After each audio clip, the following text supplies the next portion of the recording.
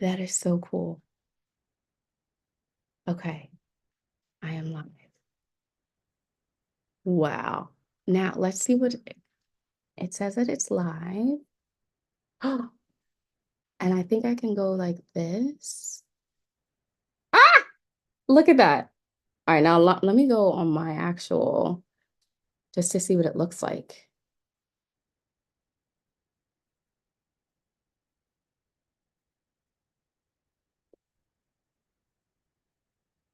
Today as a busy millennial on Weight Watchers. Of course, coffee first. You want to make, can you make your posts on Facebook shareable? Yes. That is really cool. All right, so then let me go here.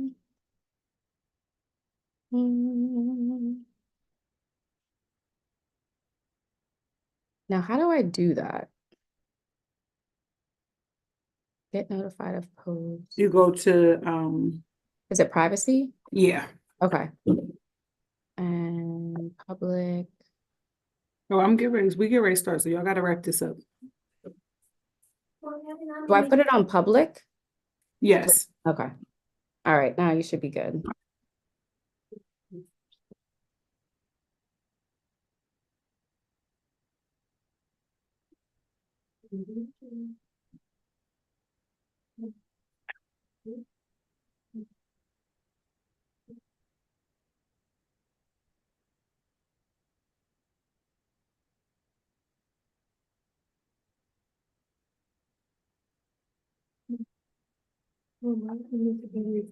Hello, everyone. If you are on, we are going to give it a couple of minutes before we get started, just to allow people to come into the live. This is my first time doing a live on my YouTube channel, so I'm pretty proud of myself. I did YouTube University and I walked through every single step to make sure that it happened the right way.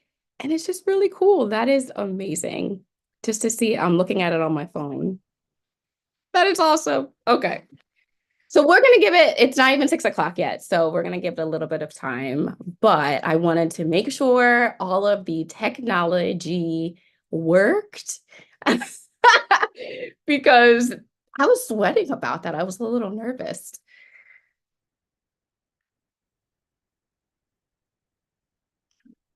Viewers. Okay, 2 viewers. This is cool.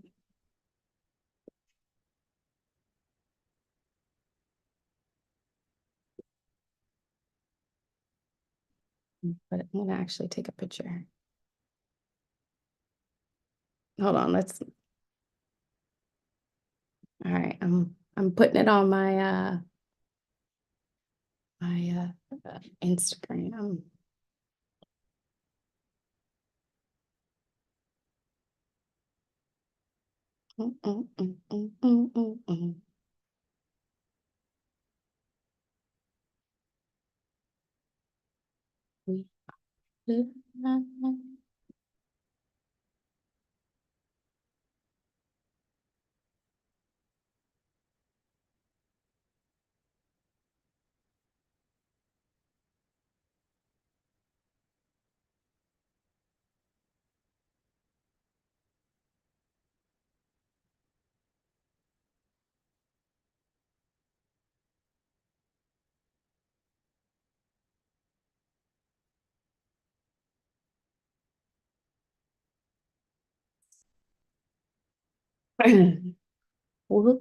I'm thinking Brittany will get started at like 6:05. That way we'll give people some time to log on.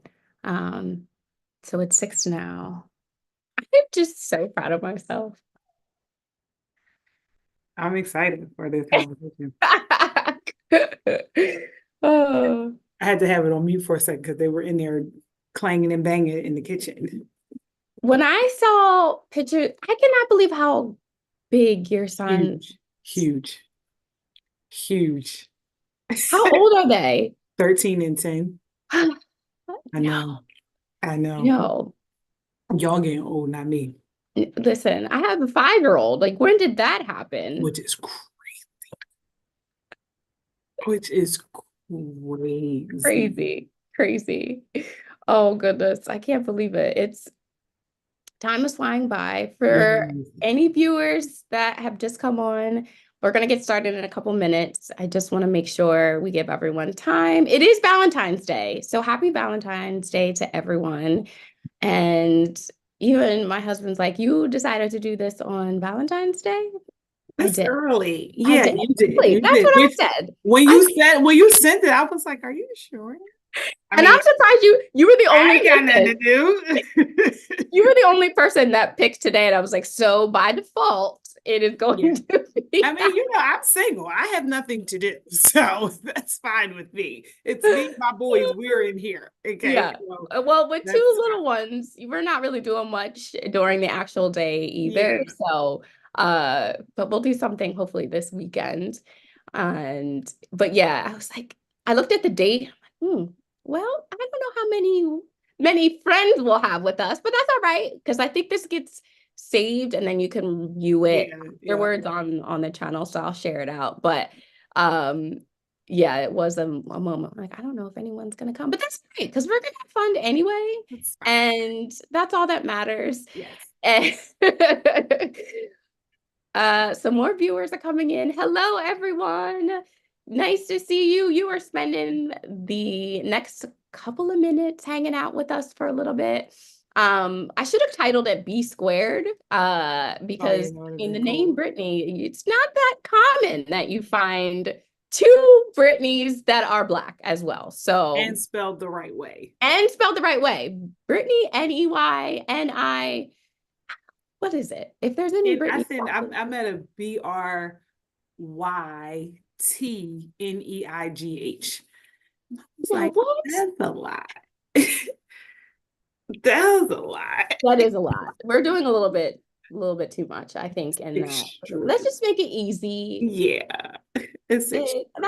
That's all I'm trying to do. Yeah. Um, so I am going to, because I would really want to be respectful of everyone's time. So first, what I want to do is just thank all of you that will be coming in, that's on right now, for taking the time out of your night to hang out with us. This is the first inaugural speaker series called Cultivate Joy. And I'll say this every week, but this is honestly a true testament of just obedience and listening to what is being put in your heart by God and just being really in tune with, if he's telling you to do something, you might as well just do it the first time, because I have learned that the amount of times that I've tried to just go and do my own thing or just not listen, and then I'm just not at peace, or things just don't go the way that I think it should go, I've learned to just, how about you just do it the first time and see how amazing things will turn out. And I honestly can say that this came to me a week ago, no lie, a week ago, and God placed certain people in my heart to reach out to with this idea that I really wanted to create a devotional encouragement series around the Lenten season. Today is Ash Wednesday. It starts the Lenten season for the next 40 days leading up to Easter. And a lot of times people think of, taking something away during Lent and, using that time. It's supposed to be a time of reflection, rededicating yourself back to God, and just taking that time, those 40 days leading up in Lent. And I wanted to really be intentional. And right now I'm on this journey myself of looking at different areas of my life that I want to grow in my joy and find a moment where I am living unapologetically a bold life, a joyous life boldly every day. And so the themes and the topics that I'm really focusing on this year is family, friendships, faith, finances, freedom, and fitness, mental and physical health. And so when I thought about this series, I was like, I want to do something around each of those topics. And today I have the amazing pleasure of having someone that is literally dear to my heart. Brittany and I go back a minute. We both went to Way the same, right. We both went to the same college, and I can distinctly remember my sophomore year. I saw Brittany around because if you know Brittany, she has this personality, this, way of being that just captivates a room. And so I remember seeing her on campus and being involved in the praise dance ministry on campus. And my friend was a part of the praise dance ministry. And I was like, I'm going to do it. And Brittany and I became really close friends and like a mentor and someone that I really looked up to. And so when it was time to think about who was going to talk about family, the first person that came to me was Brittany. And I'm just going to quickly read Brittany's quick bio to give you a little bit more about her. Brittany is a international superstar, but international superstar, and someone that has done something that most people don't hear about, and is a Christian sexologist.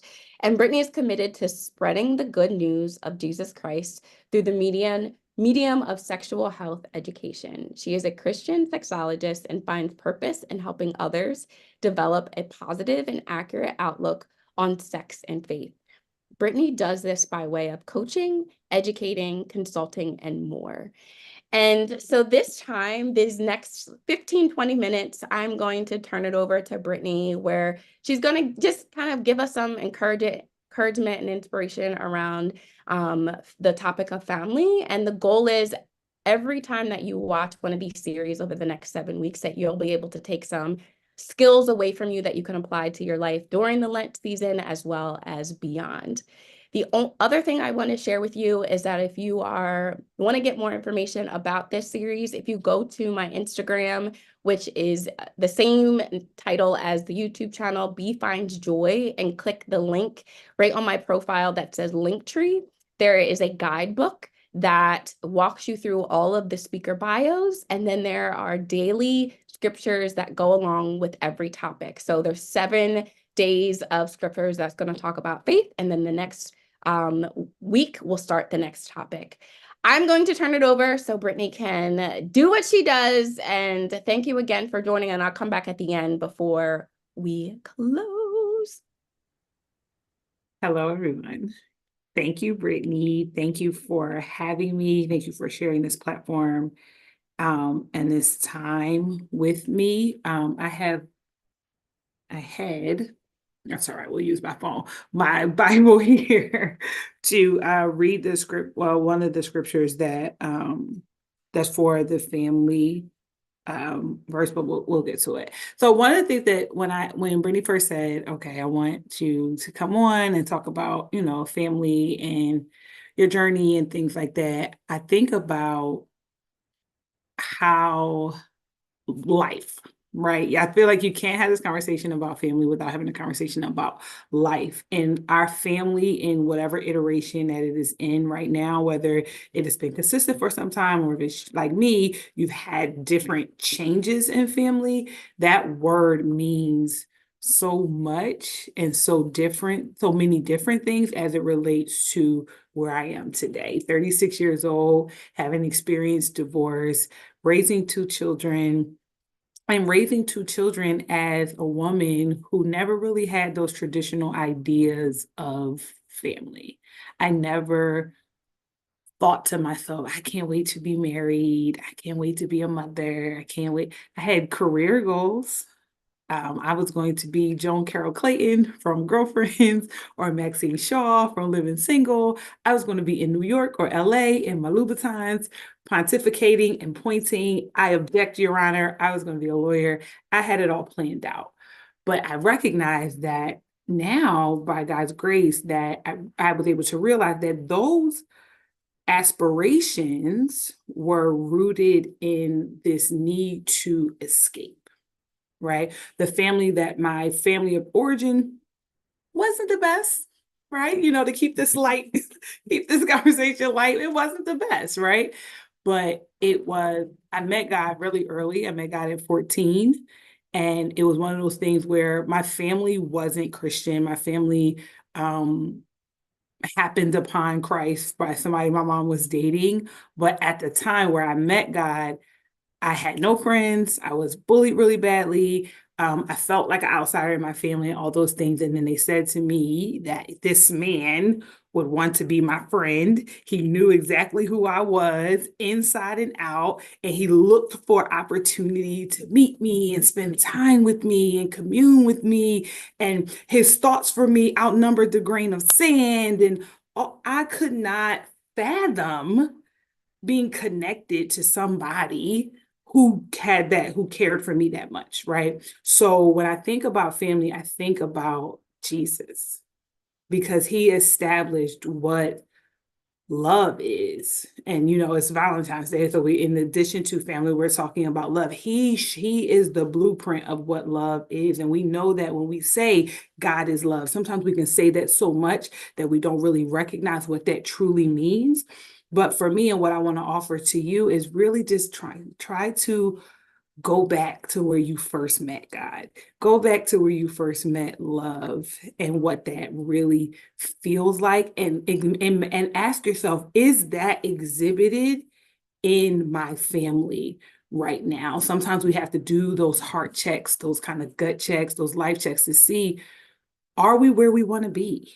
Are we where God wants us to be as it relates to our family structure? Are there functions and happenings and, habits within our family that does not align with where God is taking us? If you have children, I play a game as a Christian sexologist. One of the games that I play with my clients is called Are You More Like? And I ask them questions, just random questions or different questions, not necessarily random.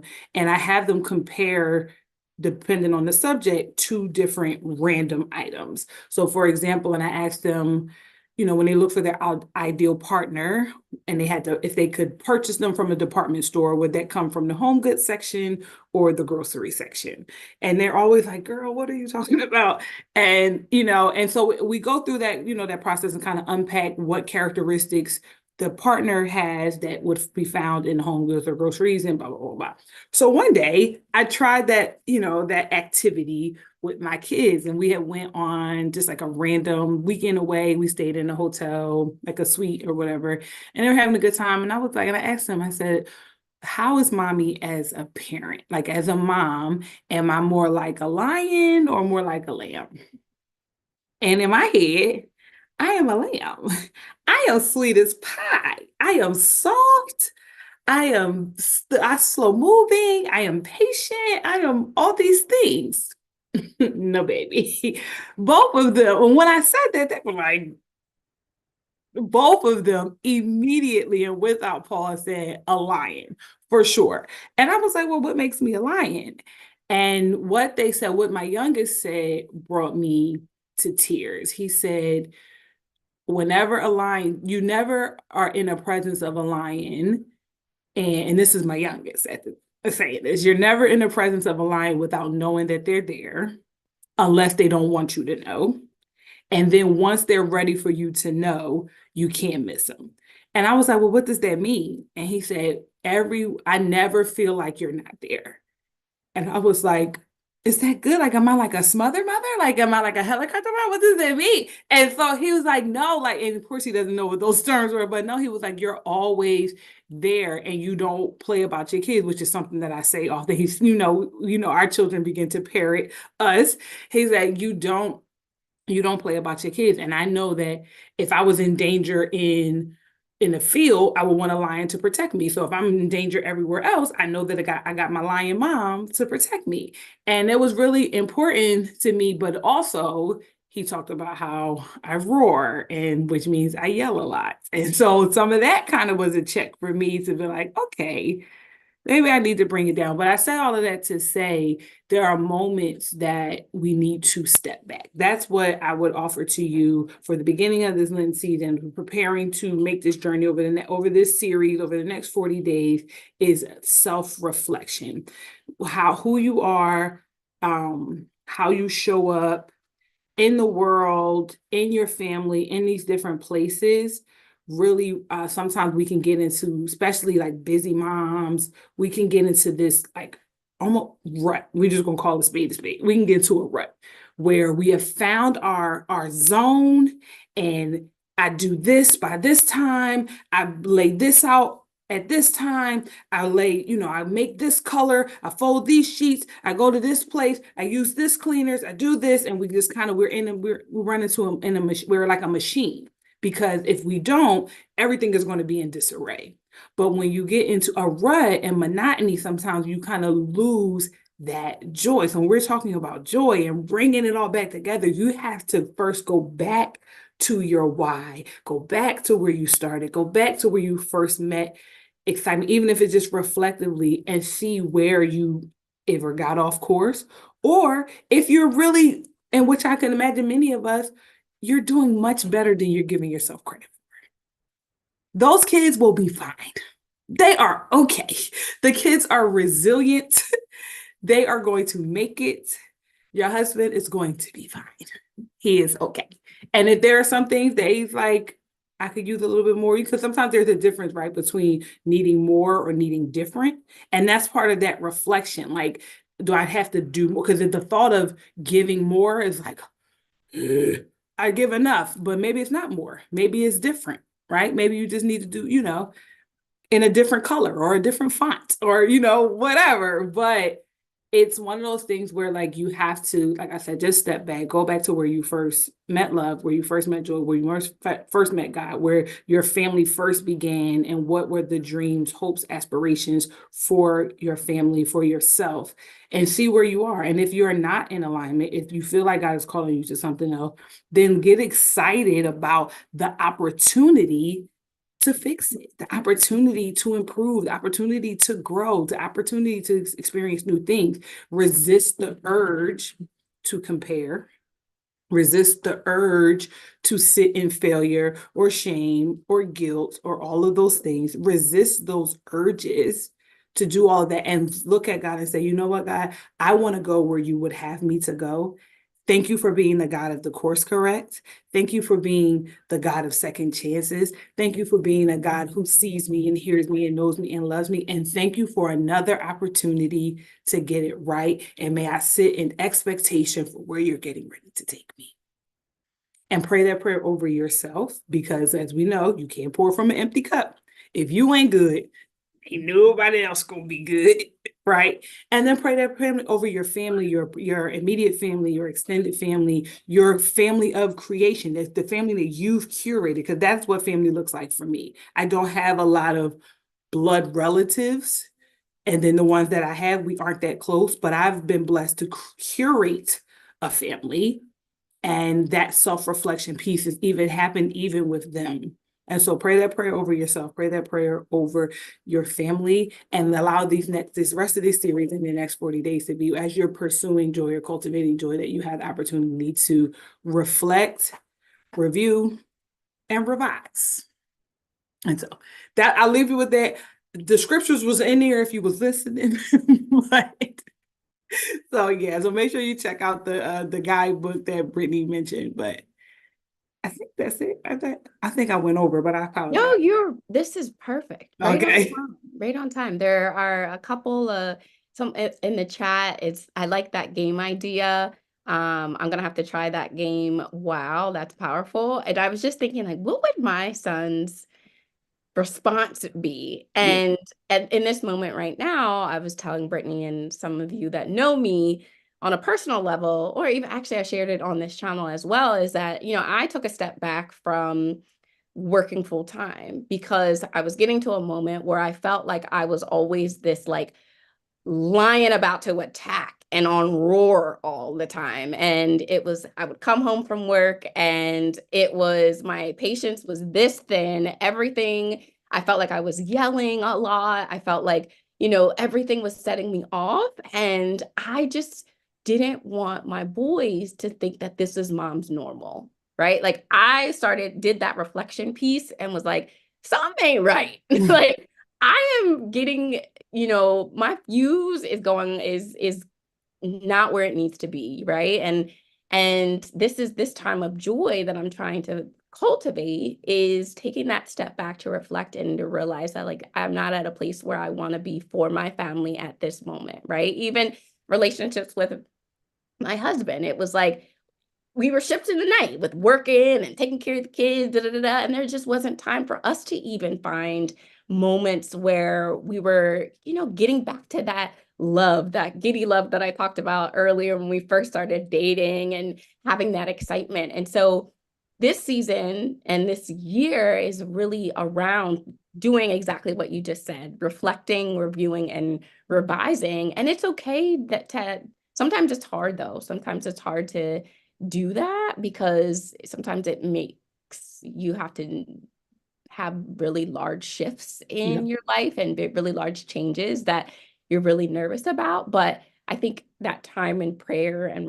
reflection, and like you said, being really honest with God and asking him to guide and direct you in whatever that next step will be is was really life-changing for me. So I appreciate you coming on to kind of give this first series chat with us. I mean, these are great nuggets. I wrote a lot of things down, like go back to your why. I wrote need more, do you need more or do you need different? And what the difference is between those two, and resisting the urge to compare. That's a huge thing that we as a society do, is comparing ourselves to others or comparing ourselves to, what we think or whatever. But I think having that close relationship and being in prayer to get the direction from God in this season of like where you are with your family and how you want to move forward with your family is going to be really important. So thank you so much, Brittany, for coming tonight to share your experiences, your background, and to give us some really key skills that we can take with us over this season and beyond.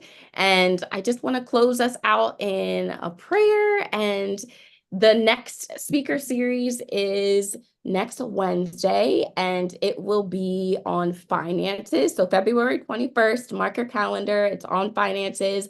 Lizzie will be coming on here talking to us. Naturally, Lizzie, if you want to check her out on YouTube.